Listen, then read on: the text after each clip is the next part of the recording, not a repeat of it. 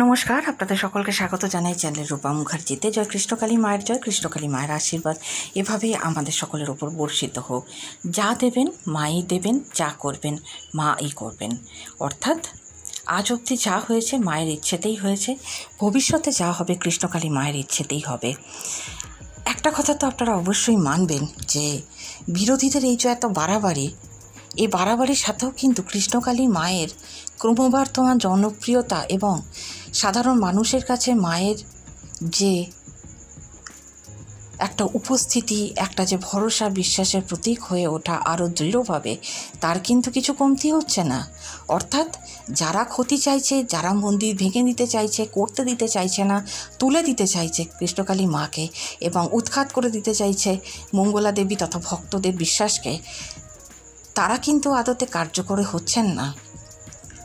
আজ অবধি সত্যিই যা কিছু হয়েছে কৃষ্ণকালী মায়ের ইচ্ছেতে, হয়তো মা বুঝতে পেরেছিলেন যে মঙ্গলা দেবীর ওই ক্ষুদ্র গৃহ মায়ের ভক্তদের জন্য যথেষ্ট নয়, তাই তিনি বেলেরার এই এত বড় জায়গায় গিয়ে উঠেছেন।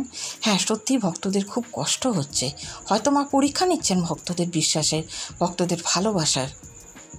কিন্তু না ভক্তরা আজ অবধি ভেঙে পড়েছেন, না মঙ্গলা দেবী আজ অবধি ভেঙে পড়েছেন। আরে পৃথিবীর যে কোনো প্রান্ত থেকে ভক্ত আসুন না কেন, তিনি এসে কি বলেন, জয় কৃষ্ণকালী মায়ের জয়। কৃষ্ণকালী মাকে ডাকার জন্য তো কোনো বাধা সামনে বাধা হয়ে দাঁড়ায় না। এবং তারা এটাও বলেন যে তারা কৃষ্ণকালী মায়ের সাথে মঙ্গলা দেবীকেও স্বপ্নে দেখতে পান। তারা যখন জপ করতে বসেন তখন যেন দুই মা একাকার হয়ে যায়। তার সঙ্গে আছেন সোনা মা, অর্থাৎ মঙ্গলা দেবীর গৃহে প্রতিষ্ঠিত আদি কৃষ্ণকালী মা। তাহলে আমরা তো সকলেই জানি তিন মা মিলেই হয়ে উঠেছেন কৃষ্ণকালী মা। একজন সাধারণ ঘরের নারী থেকে আজ যে মঙ্গলা দেবী অবস্থায় উঠে এসেছেন, তাকে সত্যিই ঈশ্বরের আশীর্বাদ ছাড়া কেউ এত দূর আসতে পারেন? এবার হ্যাঁ, অনেকে অনেক যুক্তি দেবেন, ঠিক আছে, আপনাদের যুক্তিও রাখো পার, কিন্তু মায়ের আশীর্বাদ ছাড়া যে আজ অবধি কিছু ঘটেনি সে কথা কখনো আমরা বিস্মৃত হতে পারি না। আসলে আমরা শুনেই নিই মঙ্গলা দেবী এই বিষয়ে ঠিক কী বলেছেন। তবে তার আগে আপনাদের কাছে অনুরোধ, ভিডিওটি ভালো লাগলে অবশ্যই লাইক, শেয়ার, কমেন্টস করবেন, চ্যানেল সাবস্ক্রাইব করে পাশে থাকবেন। মন্দিরটার পিছনে আমার আজকে লাখো লাখো সন্তানের, ভক্তের, তাদের একটা কৃতিত্ব আছে। যখন এখানেও মন্দির তোলপাড় করবে, ভাঙবে প্ল্যানিং করেছিল, তখন হাজার হাজার ভক্ত কিন্তু আজকে রাস্তা অবরোধ করেছিলেন।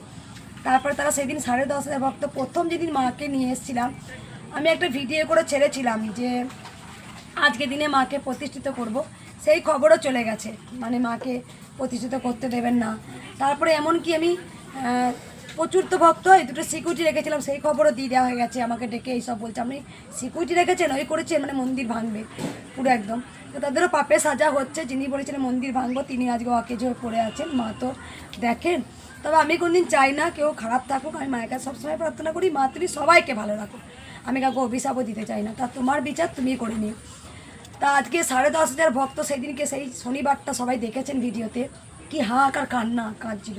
আমার মঙ্গলা মাকে চাই, কারণ তারা কিন্তু কৃষ্ণকালী মাকে তো ভালোবাসেনি, তার সঙ্গে আমাকে ভালোবেসে ফেলেছেন।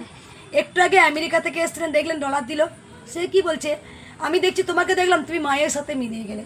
তার মানে একটা জিনিস বুঝবেন, যখনই কেউ কৃষ্ণকালী মায়ের নাম করবে, আমার নামটা মুখটা উঠে আসবেই। এটা মা আমাকে দিয়েছেন, আবার আমার নাম যেই করবে কৃষ্ণকালী মায়ের নাম উঠে আসে। এটা মা দিয়েছেন, কেউ জোর করে ভাবো যে পাবো, তারপর ক্ষমতা নেই। এই টানা হিজড়া করে অনেকজনা দেখবেন কৃষ্ণকালী মাকে নকল করছেন, অনেকজনা বলে যে আমি এই কৃষ্ণকালী মা পেয়েছি।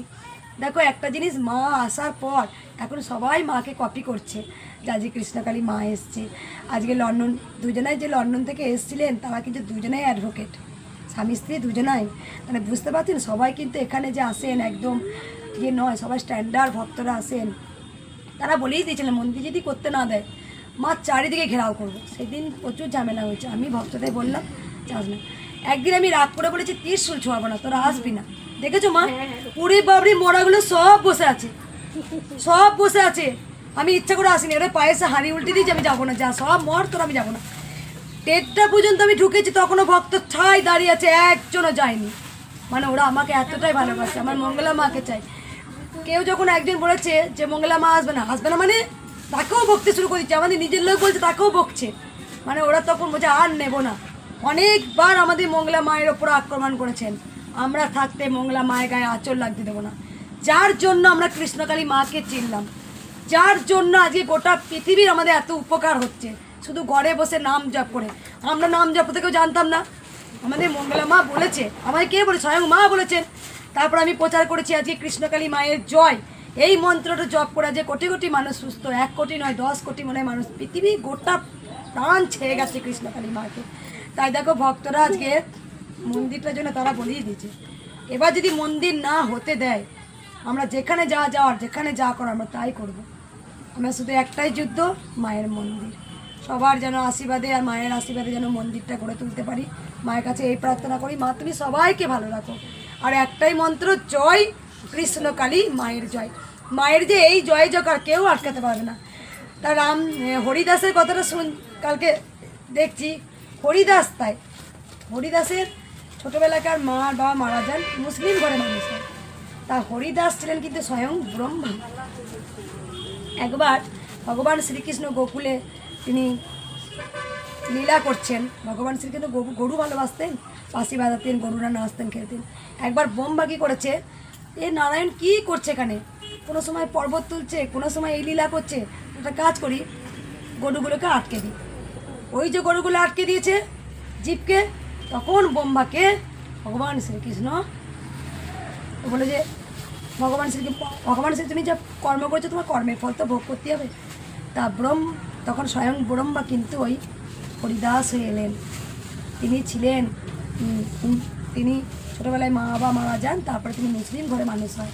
তা মুসলিম ঘরে ছিলেন বলে ওনার কোনো হরিনাম করতে দেয়নি, অনেক কিছু ভেঙে যখন চাবুকের আঘাত পর্যন্ত খেতে হয়েছে। তাকে পরীক্ষা নেওয়ার জন্য মানে খারাপ নারী যারা খারাপ কাজ করেন তাকে পাঠিয়ে দিয়েছে, তাকে একবারে শোধন করে হরিদাস নিয়ে চলে এসছে। তাই হরি নাম যে করে হরি নামেই এটাই বোঝাতে চেয়েছেন। তার চাবুক মেরেছে, মুসলিম বলে করা যাবে না, কম অত্যাচার সহ্য করেছে। মহাপ্রভু ভগবান শ্রীকৃষ্ণ কলিযুগে এলেন, সত্যযুগে এলেন, সবাই যেন নৃসিংহ নারায়ণ তিনি এলেন। ত্রেতা যুগে এলেন রাম, ভগবান শ্রীকৃষ্ণ অবতার রাম হয়ে এলেন। দ্বাপর যুগে এলেন ভগবান শ্রীকৃষ্ণ, কলি যুগে এলেন মহাপ্রভু চৈতন্য, ঘরে ঘরে নাম বিলায় গেলেন। আর কলিযুগে আবার এলেন ধরাতে, কলি কৃষ্ণই কালী রূপে এলেন। তাহলে সেই কৃষ্ণ নামটা যে কি মাহাত্ম্য, কত কারও আজ পর্যন্ত স্পর্ধা হয়নি যে কৃষ্ণ নামটা মুছে ফেলে দেবে। নামাবলিতে এখনও হরে কৃষ্ণ কৃষ্ণ কৃষ্ণ হরে হরে, হরে রাম রাম রাম হরে হরে।